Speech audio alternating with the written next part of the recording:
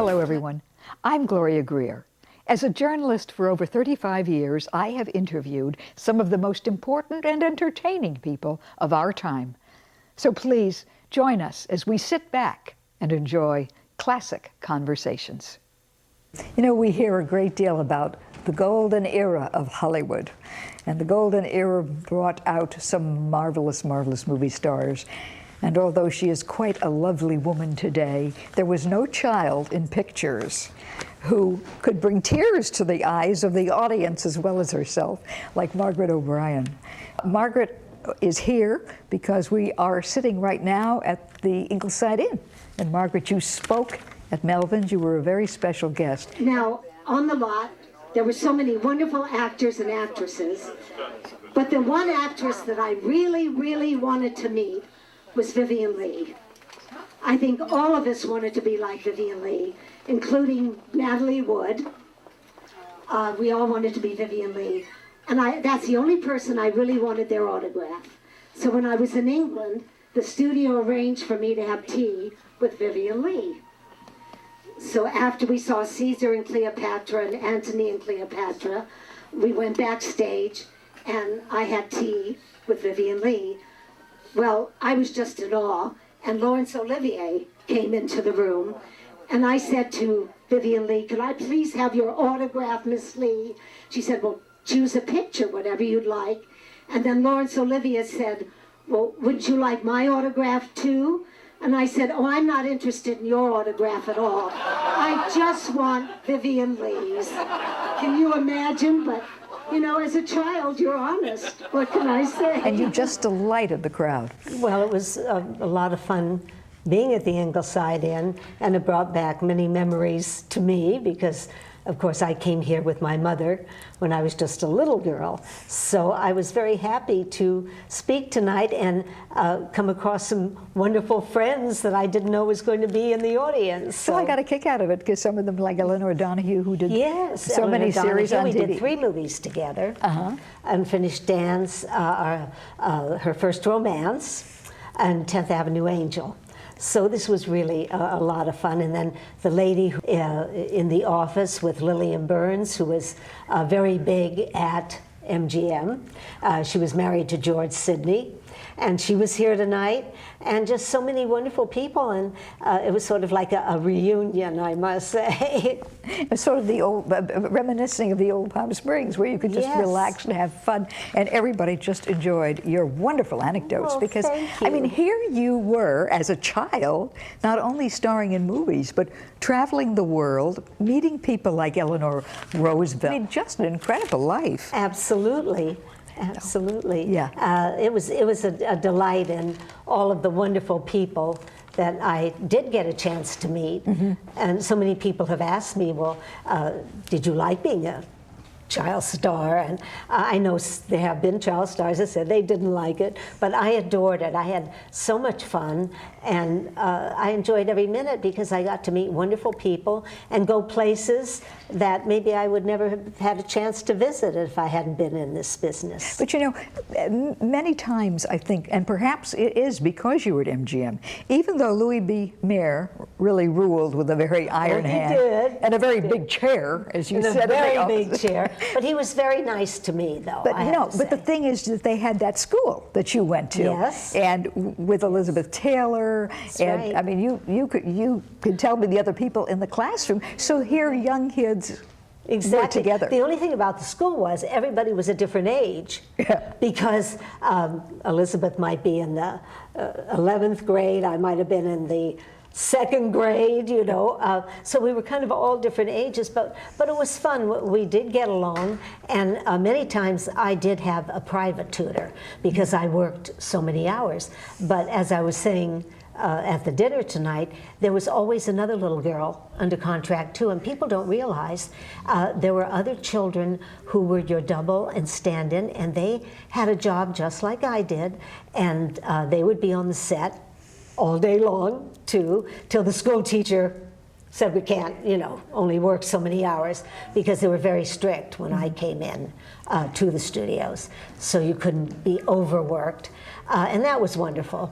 And so we would go to school together on the set, so it wasn't like I was without anybody my age there. Another thing that I think is so important, you spoke about your mother. You obviously were very close. Yes. And that she was a wonderful mother. And I think when we hear about children in the entertainment profession who get, I don't want to say messed up, let's say, get on drugs and things like that, they haven't had probably the supervision with love that you had, and that Dick Van Patten had, because he talked about that here too. Wonderful. He loved growing up as an actor. Exactly, and as I say, I had and sometimes the word stage mother, I think, came from the studio heads, because your parent didn't want to see you overworked. No. And they'd say, oh, my child's tired. Well, you know, Mr. Mayer didn't like that. He wanted to get in that last scene because it meant a lot of money to relight the set and so forth. So I think the word stage mother came a lot from that. And I don't think it's so much like when I see young people today saying, oh, you know, it's too hectic, and the paparazzi and all of that. I think it's more the times. I don't think it's just because you're in show business. Oh, no. But it isn't. When you were growing up in the business, and then later acting, still, but there wasn't the paparazzi to this degree. People had some normalcy. Well, some, but I think people don't realize, yes, there were a lot, like when you made an appearance, the crowds and the photographers, and yes, it was a lot. It was a lot, and they would follow you, you know, a little more where they get more personal today. Well, yeah. But, you know, they're really not that bad. If you just stop and take the picture, right, and go, oh, hello, yes, I have to go now. They really don't bother you. I think a lot of the, and I don't want to say this out of tune, but a lot of the young people, they create the problem today by running away and saying, I can't take a picture, and doing like this. Well, then the paparazzi's going to get, you know, more stalky and more belligerent. But if you just stop and take the picture, they're going to leave you alone then. But you know, again, because times have changed, when you were growing up, I mean, you appeared in all these films, you were wonderful. It wasn't, today, a person becomes a tremendous star overnight, and makes money that you didn't make. Oh, well, we didn't at this. No. And so they become very, very spoiled, I think, in a way. So too. I think and they lose too track soon. of life as it is. Too much too soon. Yeah. See, at the studios when I was in, and this goes for Elizabeth, this goes for, I mean, they'd have to go to the coach, they'd have to do the dancing lesson, and it was little bits at a time before they did the starring role. Yeah. And then, as I was saying, you had to be in several movies before you got a higher salary. So you didn't get the money all at once. You had to kind of, where today it can be overnight. Yeah. And then it can be very depressing today, because then overnight you're not having any jobs anymore, because you don't have the studio heads that protected you. You're kind of in business for yourself today. So each picture you go out for, you almost have to convince that producer or that corporate firm of what you can do. You don't have the stability that you had then. Yeah. So I think it is different, and it is more nerve-wracking, and you never know if you're going to get a movie tomorrow or the next day. It's not as it's not as stable. It's sort of up in the air. You may do one movie, but that producer doesn't see that movie. He doesn't know what you do, so you have to kind of start all over again, and it's more nerve-wracking today. Did you find that there was a transition that was difficult from being the little adored child, and suddenly you become older and you're not quite, you know, it's different. Well, I was lucky. And the roles are not being handed to you as they were when you were under contract. Right. But I was lucky because the contracts were ending as I came into the teenage. So people were kind of leaving the studio. You know, it wasn't like you were kind of asked to leave. It was just a whole change. And my mother was very smart, because she said, well, television, you have to do television. And so I had a chance to never stop, really. And I worked with wonderful people, all the new directors. I did Playhouse 90, I did Alfred Hitchcock, I did Movies of the Week, I did Studio One. I worked with some wonderful people and had a chance to kind of grow in different roles instead of being typecast from your studio. So it was a little bit different for me. I had a place to go and make the transition. And then I did a lot of stage too. So I didn't find it really difficult. Where did you do the stage? Well, the first stage show I did was when I was 11, and that was for Claire Booth Luce. Okay. And it was a play called Child of Morning that she wrote and went into New York. And the actors got wonderful reviews. They did not care for the play, so it didn't last. And then I went in for Sandy Dennis in Thousand Clowns in New York, and then I did the Road National Company of Thousand Clowns. And then I was in Barefoot in the Park for 3 years. So I did a lot of theater, plus a lot of television. Right. And I did all the big television shows and worked with some wonderful actors. I had a chance to work with Jack Lemmon on Playhouse 90, where it was a different type role for him also, where he played a Jack the Ripper, and Gladys Cooper was his mother, and I was the wife, and he kills all these women, and it was called They Hung My Saintly Billy, was the name of the show. So you did have a chance to grow and do many different parts, instead of being typecast by your studio. Yeah. A few years ago, there was a reunion of the great stars from MGM.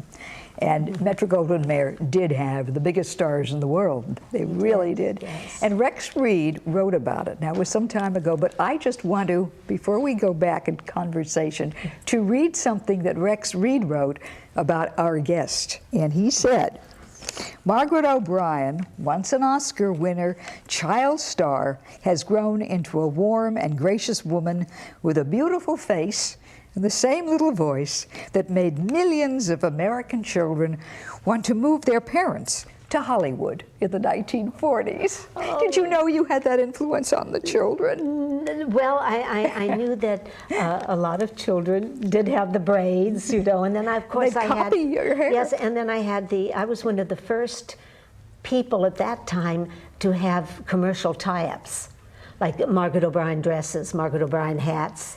That's quite a breakthrough at that time. Yes, and people didn't have that then. Yeah. Now, did you and your mother do this for you independently, or was this a studio? Well, my mother did it independently, but she had to tie it up with the studio. Yeah. But I made more money at that than I did at MGM, to be perfectly honest with now, you. Let me ask you, since you have done a lot of television, you have done Broadway, you have done all the great theater things, and yet everyone goes back to you as a child. Does that bother you? True. No, because some of those films did become classics. So I'm very honored that I was able to be in some classic films, because when you start out to make a film, you're not thinking it's going to be a classic. And so I think that's wonderful that I had the chance to be in some of those. So no, I don't mind at all. And I'm always going to have that, no matter what film I'm in, or if I'm lucky enough to be in a film that wins another award or something, they're still going to go back to that. So I think that's something I have to accept, and I enjoy accepting it. Did you have a favorite of all the films that you've done? As a child, I had my favorite books, of course, which was Secret Garden, Little Women, Jane Eyre. So, it's so wonderful. What child has a chance to play their favorite characters in the books that they loved? So I think probably one of my favorites, of course, I loved being in St. Louis because I had such a good time making that, but I loved Little Women because that was one of my favorite books, and I was always so interested in the history of the Alcott sisters. In fact, I visited the Little Women house in Boston not too long ago. And it was so interesting because it looked just like what the studio had done for our set, and they had really gone to the Little Women house and copied everything almost exactly the same, although now they had some new additions because of technology, like Amy's bedroom, where it was wallpapered. But now they've discovered that it had wallpapered it, or it had been wallpapered over in later years, but originally when she lived there, she drew on the walls. So it was her drawings that were her decor in her bedroom. So I thought that was really interesting. And then they took my picture with an original Beth doll. And I thought that was kind of fun recently. So I don't think you ever get tired of the Little Women story, and going back and visiting the house and seeing how their life was. So I think that's probably one of my favorites, and I'm so happy to have been able to play the Beth character in that film. And everybody was just wonderful in it. Right, and all of the girls who did the movie, we kind of had a bond, you know, and would see each other through the years and really enjoy seeing one another. Because not always when you make a movie do you see someone after the movie's over, or you keep a close relationship, because each one goes their separate ways. But the Little Women always kind of said hi or stuck together or would meet at certain different functions or luncheons. So that was kind of nice. And you know, another thing that you brought up tonight, and I can remember Lorna Luft saying the same thing about her mother. And she said people think she was a tragic soul, but she was the funniest person in the world. She was. I mean, she was just so much fun. And that's, I think, what made me in St. Louis a classic, was that whole family that was supposed to really love each other, and we all got along. Everybody really enjoyed being together, making that film. And Judy was, I mean, she played the games with you, she'd jump rope with you, and she was just a delight to work with. And she never had a problem on that film at all.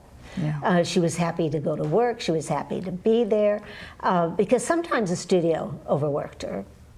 And that's why I was so lucky when I came in that you did have those school teachers, that when it was 6 o'clock, no matter what scene you were doing, and no matter how much it cost the studio, that teacher came in and pulled you out. And so that happened because you were quite a bit younger than Judy Garland, yes, and when she started as a child.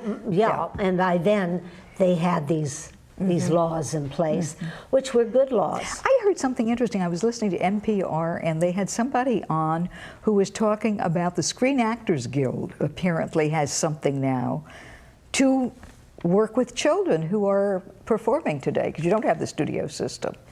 Right. Well, when this came in with the studio system, and then they were very strict. Before that, they weren't. I mean, they worked kids forever, and that was bad. But then when I came in, it was very, very strict. And then when people started doing television, it got lax again with the kids, I think, a little bit.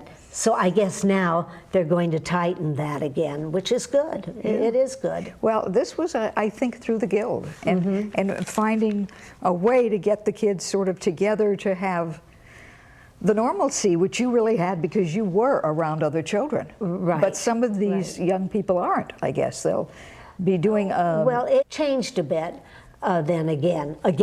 Yeah. You know, it kind of regressed with children working longer, and you know, in series where they were going a long time. So I think now maybe they're realizing that, and they're going to try to put it back a little bit again. So and then again, you were lucky with your mother, because you go back way before you with Jackie Coogan and his parents that took his money. Right. Which and that did happen, but when I came in, you had to put so much with the courts. That was, so much of my money had to be put aside, and that was very good too. So I came in where there really wasn't a problem at that time with that. But before that, yes, it was difficult on children, and it was difficult, you know, on actors. And the union has been wonderful that way, with watching out for their actors and for their performers, because before that, even from what I understand, in the silent days, which of course I didn't know about, No, of course not. They could work those people very, very hard, and a lot of them had to do very dangerous stunts and everything, and they'd go for hours and hours and hours and hours because there were no unions. Right. And thank goodness for the Screen Actors Guild, because a lot of your health care is taken care of too in later years, and I think it's wonderful. And I do a lot, you know, for the Motion Picture Home, for actors who need to go somewhere. And they really do take care of you, and that is wonderful. Well, I've always said that actors, entertainers, not necessarily, I mean, performers, Exactly. many of them have the biggest hearts in the world because they they will give do. so much time to good causes. They do, and I do a lot also for the Dancers Society, because my mother having been a dancer, people don't realize that dancers who are in the Broadway shows and in shows, they don't make a lot of money. And a dancer's life is so long, and it's very, very difficult and very hard work. And a lot of times they're left with disabilities like knee problems and hip problems. So I do a lot, once a year they have a luncheon for the dancers. And Mitzi Gaynor is the hostess with that. And she's very much for dancers too, of course, being a dancer. Right. So I do a lot for that too. And then also you are involved with animals and veterans. Yes. And I would love you to share that Yes. with our viewers. Well, this is something new that I'm going back to New York for, which is canine companions, that they are training more dogs to be companions to the soldiers coming back from Afghanistan and Iraq and who have disabilities, and they need help. They need some help, and these dogs are trained and they're wonderful. They are just marvelous to be with these soldiers to help them get around the house, and even though they're married, their wives can't do everything, but the dog can be with them and they can walk out with it. And so I think it's something wonderful, because not always do we do right by our veterans. In fact, I saw a television show recently, just before I came here, where they said a lot of the young soldiers coming back who have had trauma, you know, and some little few mental problems, they do wonderful in the jobs, but they let them go. Oh, isn't that sad? Because they feel they were in the war and they're not going to work, and yet they do wonderful when they're in the job, and a lot of them are ending up on the streets and with their families and their wives, and I do think that is terrible. Oh, I do too. Whatever I can do. Gregory Peck's son, I don't know if you know that, but he's one of the head people with the veterans. Yes, I think that's wonderful. Taking care of the homeless and building places for them. Absolutely, because we do need Absolutely. a lot of that. Well, Margaret, I So- want to thank you for giving me a little of your time. Well, It's it been was such wonderful a pleasure. talking with you, my goodness. You. And you're so lovely, and I love your outfit. Thank you. And I know I saw you at Carol Channing's Star, and you're always dressed so beautiful. And I love fashion, so I'm always looking at Thank you so fashion. much. And I'm going to watch your show to see what you're wearing next week. Oh, wonderful. I look forward to seeing you down here again real soon. Thank you. I'd love to be here. Okay, thank you.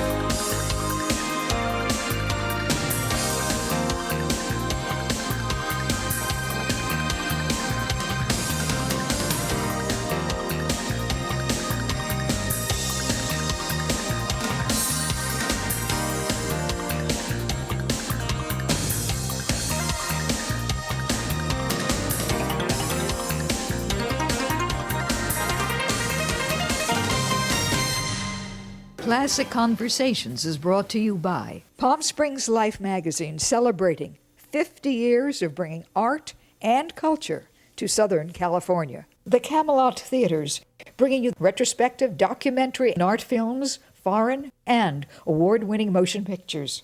And the following: Dr. Betty Baxter, certified life coach and consultant. Cash Baxter. Rick and Rosine Supple, supporting the arts and the Palm Springs Cultural Center. The Betty M. Barker Trust. SERP and John Conte Foundation. The Stephen Philibosian Foundation, supporting the arts and the Virginia Waring International Piano Competition. Dorothy and Harold Meyerman, supporting the arts and the Palm Springs Art Museum. The Coachella Valley History Museum, sharing the unique history of the desert and its pioneers. The Dr. Carrion Foundation, providing scholarships for Coachella Valley Mexican-American students.